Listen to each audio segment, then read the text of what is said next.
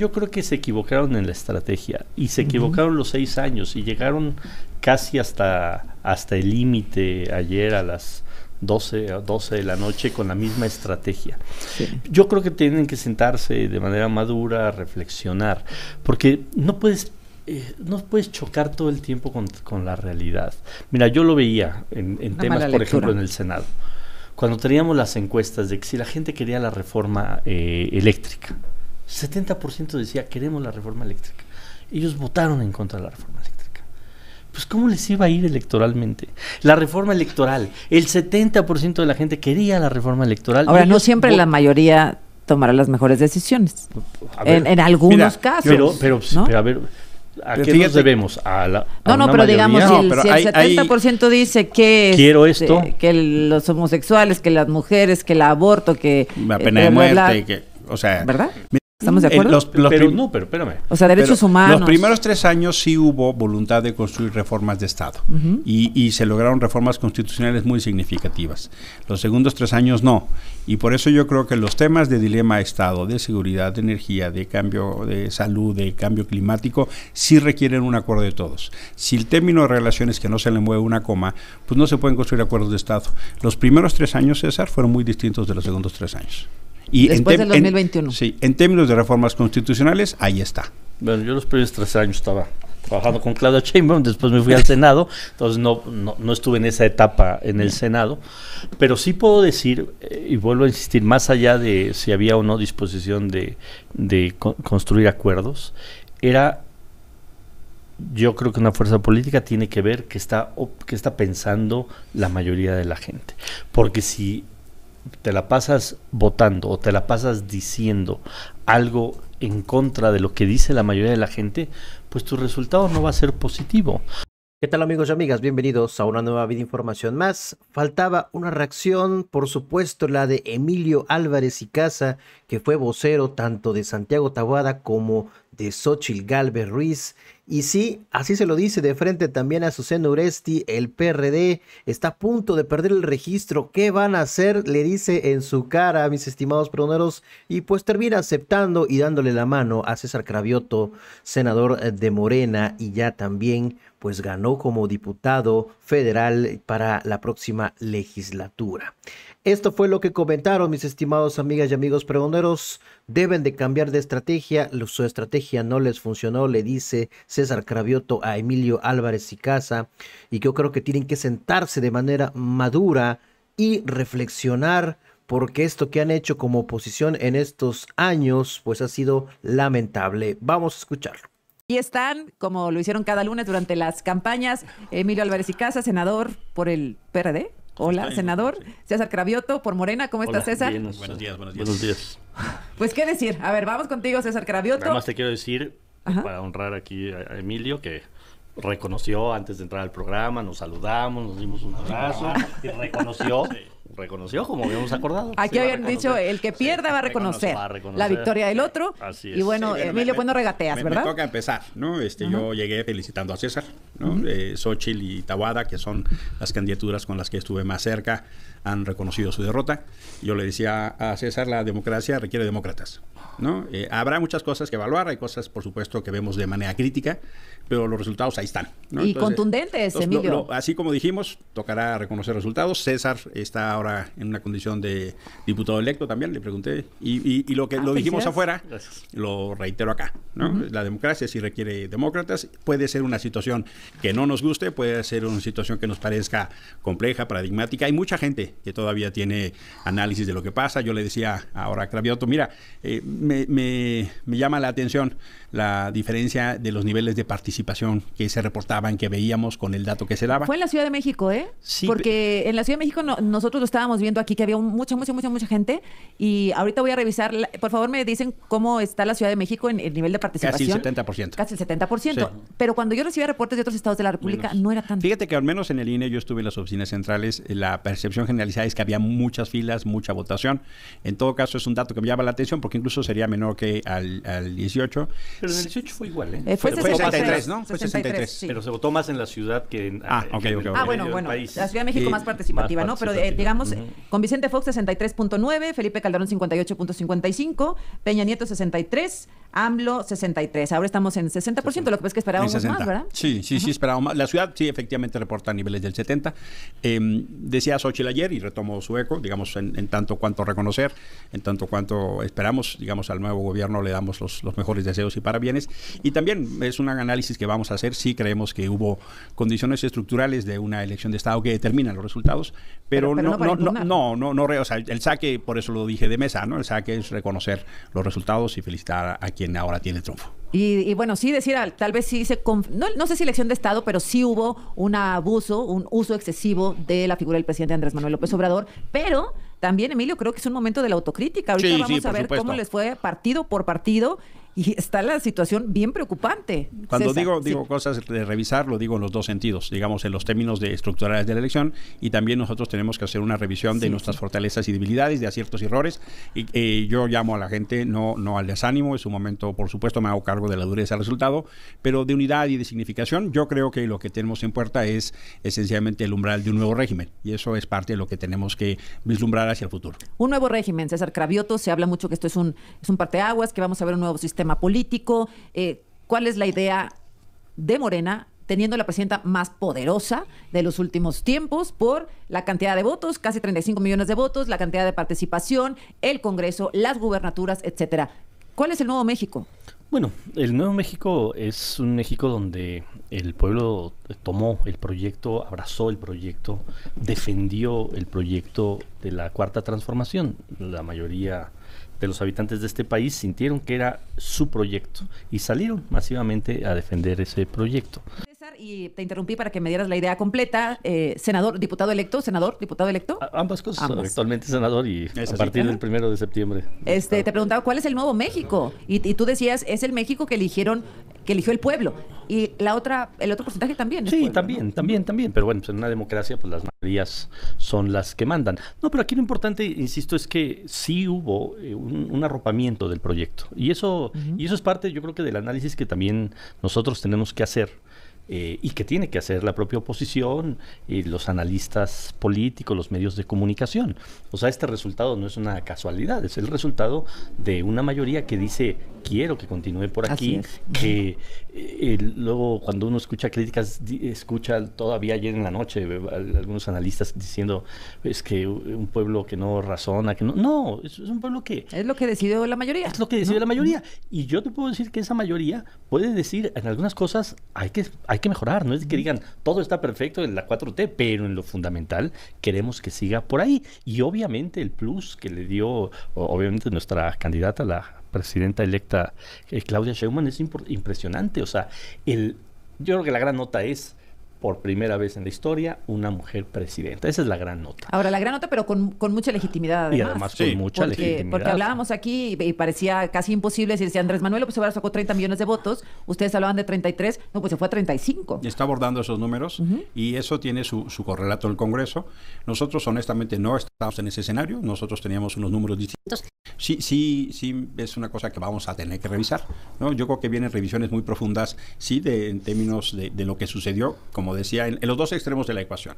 Sí creemos que hay condiciones estructurales que determinaron, sí creemos que nos enfrentamos a un aparato de Estado, pero también hay que revisar los errores que se cometieron, también hay que revisar los mensajes o las necesidades de que las cosas puedan hacerse de una manera distinta. Yo creo que sí es muy pertinente hacer una revisión, y también me parece que hay una discusión en los procesos locales. Todavía hay cosas que tenemos que leer en el México local, ¿no? Eso me parece muy significativo.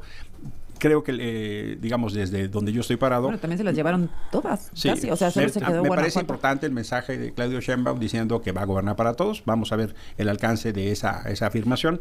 Pero sí, digamos, los términos... Habrá que ver cómo queda el Senado.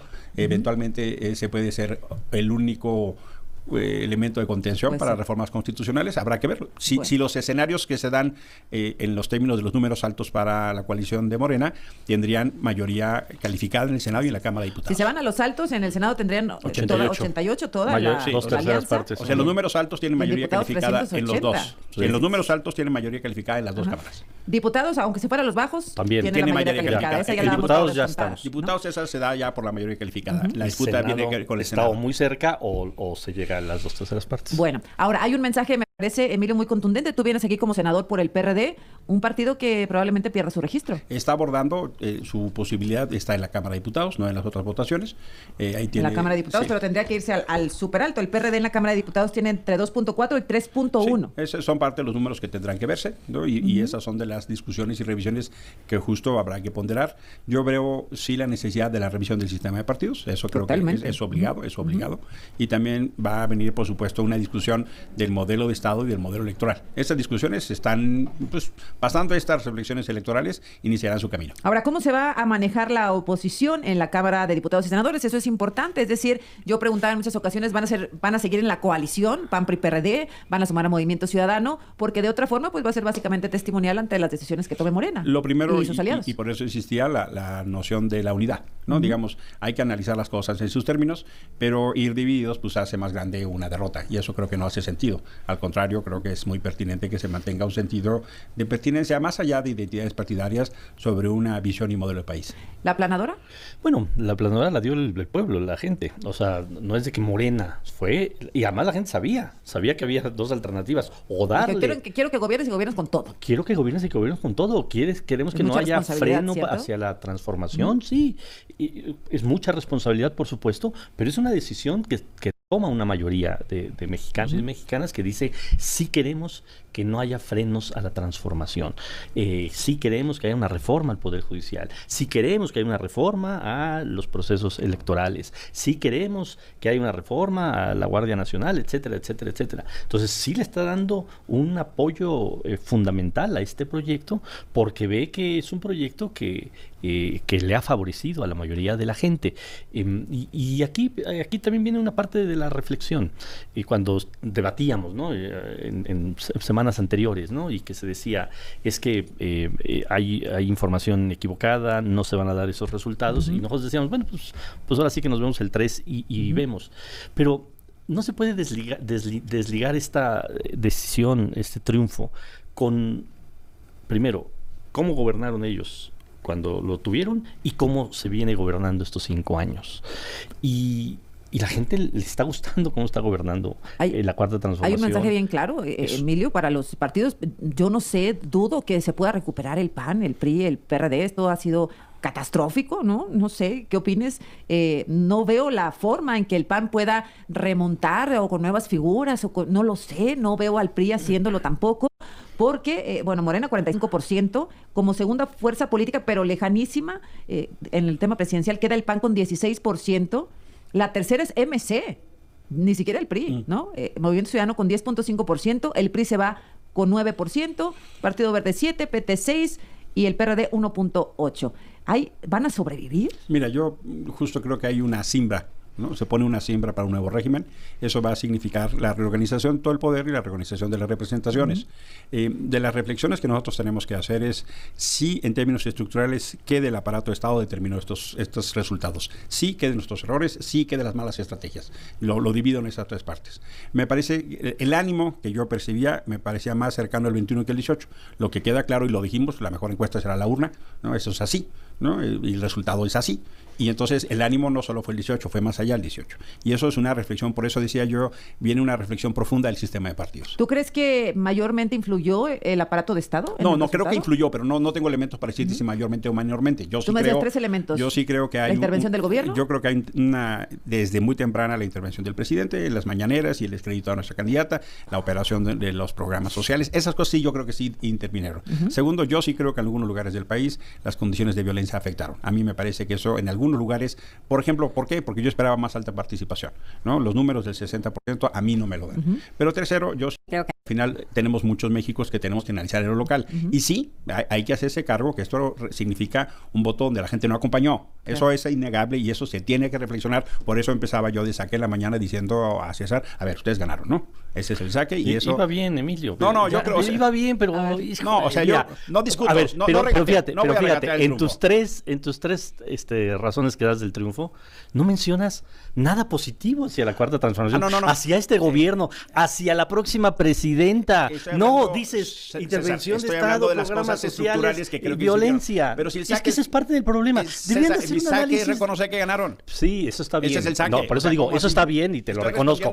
Pero todo lo demás, pero no dices... A ver, déjame regresar, no dices, oye... Quédate con nosotros. Son las 9 de la mañana en punto. A ver, César, yo decía que iba muy bien Emilio, pero ya... ¿Crees que te está regateando el triunfo? No el triunfo. O sea, pero cuando habla de tres factores que explicarían la votación. O sea, primero dice... La pregunta expresa, César, nada más para aclarar. La pregunta expresa, ¿cuáles son los tres factores estructurales que tuviste de problema? Esa fue la pregunta y a eso contesté. ¿Qué cosas veo? Bueno, a final de cuentas sí hay un refrendo de la gente al proyecto de Morena. Eso no está en discusión y eso eventualmente tiene que ver por la significación o de que se sienten refrendados o que independientemente del diagnóstico de los problemas consideran que las acciones de gobierno les son significativas o pertinentes. ¿Que lo representa mejor? Lo representa mejor. Está bien. ¿No? Es que la respuesta a la pregunta fue ¿cuáles son los problemas estructurales que tuviste? Esa fue la pregunta. Está bien. Yo creo que factores fundamentales, por supuesto, el refrendo al proyecto de la Cuarta Transformación, al excelente gobierno del presidente López Obrador, a la excelente candidata que tuvimos y que además va a ser una excelente presidenta, y también a los errores de enfrente. Mira, la oposición... es su papel ser oposición, señalar, pero yo creo que se equivocaron en la estrategia y se equivocaron los 6 años y llegaron casi hasta el límite ayer a las 12 de la noche con la misma estrategia. Sí. Yo creo que tienen que sentarse de manera madura, reflexionar, porque no puedes chocar todo el tiempo con la realidad. Mira, yo lo veía en temas, por ejemplo, en el Senado, cuando teníamos las encuestas de que si la gente quería la reforma eléctrica, 70% decía, queremos la reforma eléctrica. Ellos votaron en contra de la reforma eléctrica. Pues, ¿cómo les iba a ir electoralmente? La reforma electoral, el 70% de la gente quería la reforma electoral. Ahora, no siempre la mayoría tomará las mejores decisiones. En algunos casos. Pero ¿no? A ver, ¿a qué nos debemos? Pero digamos, si el 70% dice que quiero esto, que los homosexuales, que las mujeres, que el aborto, que la pena de muerte, o sea, ¿verdad? ¿Estamos de acuerdo? Pero espérame. O sea, derechos humanos. Los primeros 3 años sí hubo voluntad de construir reformas de Estado y se lograron reformas constitucionales muy significativas. Los segundos 3 años no. Y por eso yo creo que los temas de dilema de Estado, de seguridad, de energía, de cambio de salud, de cambio climático, sí requieren un acuerdo de todos. Si el término de relaciones que no se le mueve una coma, pues no se pueden construir acuerdos de Estado. Los primeros 3 años, César, fueron muy distintos de los segundos 3 años. Y después del 2021. Sí, en términos de reformas constitucionales, ahí está. Bueno, yo los primeros 3 años estaba trabajando con Claudia Sheinbaum, después me fui al Senado, entonces no estuve en esa etapa en el Senado, pero sí puedo decir, y vuelvo a insistir, más allá de si había o no disposición de construir acuerdos, yo creo que una fuerza política tiene que ver qué está pensando la mayoría de la gente, porque si te la pasas votando o te la pasas diciendo algo en contra de lo que dice la mayoría de la gente, pues tu resultado no va a ser positivo. O sea, yo puedo poner ejemplos. Yo fui coordinador de los diputados de la ciudad cuando Mancera era el jefe de gobierno y nosotros oposición. Le aprobamos varias reformas que no estábamos muy de acuerdo, pero que sabíamos que electoralmente o que la gente pues sí veía bien esa reforma. Pero no médico en tu casa, por ejemplo. Nosotros sabíamos que no lo iba a operar bien Mancera, pero lo aprobamos porque ni modo de que íbamos a aprobar en contra un proyecto de que los médicos tocaran la puerta de la gente. A ese tipo de situaciones me refiero. Cuando dicen a ultranza, no se toca el Poder Judicial. Y cuando la mayoría de la gente no le gusta que se tarden años y años en sacar resoluciones judiciales, pues están equivocando. Porque desde un punto de vista hasta ideológico dicen, no tocamos el Poder Judicial, pero la gente quiere que haya un mejor Poder Judicial. Te doy un ejemplo. El mejor acuerdo que logramos de inicio fue la Guardia Nacional. Ahí llegaba de la Cámara de Diputados un modelo que se cambia y lo construimos entre todos. Y aprobamos una Guardia Civil. Y eso fue un acuerdo de Estado, fue un pacto de Estado. Después lo que al día siguiente y lo posterior fue una guardia militarizada. Y por eso decíamos, esa no es la ruta, ese no es el modelo, esa no es y eso fue un acuerdo constitucional, César. Pero bueno, pues son vamos las de aquí discusiones que vamos a tener que seguir elaborando. Ojalá que haya disposición para dialogar, para generar consensos, tampoco es sano hacer oídos sordos a la oposición y la oposición estar en contra todo el Claudia tiempo Sheinbaum lo del dijo gobierno. ayer, extiendo la mano, vamos a construir, vamos a gobernar para todos y además lo va a hacer. Que así sea, pues enhorabuena.